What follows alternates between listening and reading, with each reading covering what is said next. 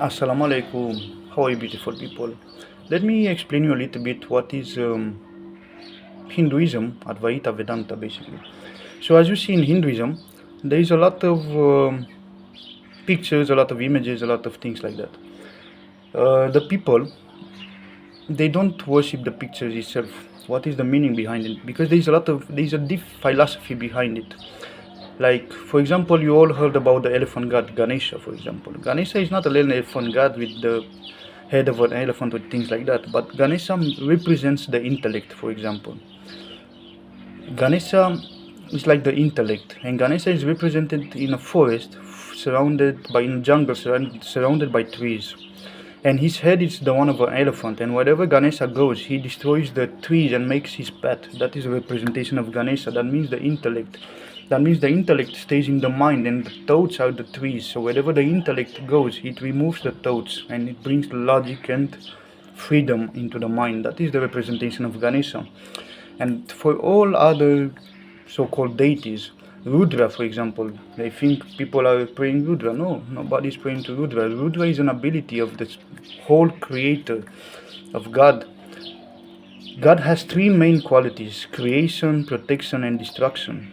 So the creation is called Brahman, the maintenance is called Vishnu, and the destruction of that creation is called Rudra. It's not entities separated from the one creator. It is only one creator, which has, they said in Advaita Vedanta, around 33 million qualities.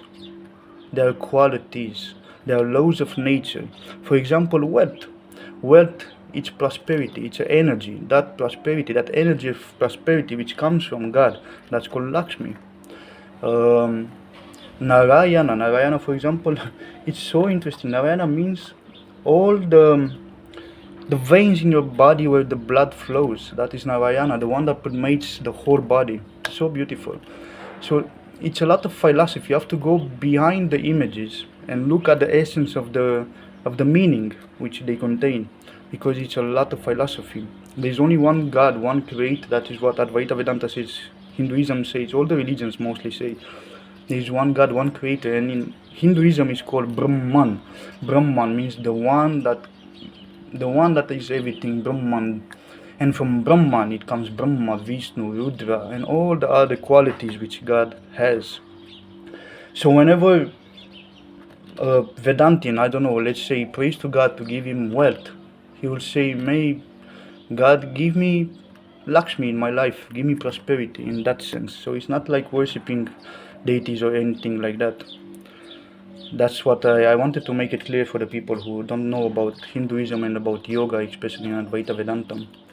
So we have to understand that knowledge is very complicated and very difficult to explain. So most of the time, especially in the past, people use metaphors. They use words which represent something to make it more easy for people to remember.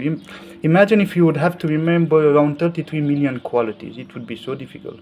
How do you name them? Name them A, B, ABC, ABCD. It would be extremely difficult. So they made this representation to be easier for people to remember it, to remember how the universe works in that sense. Assalamu alaikum warahmatullahi wabarakatuh.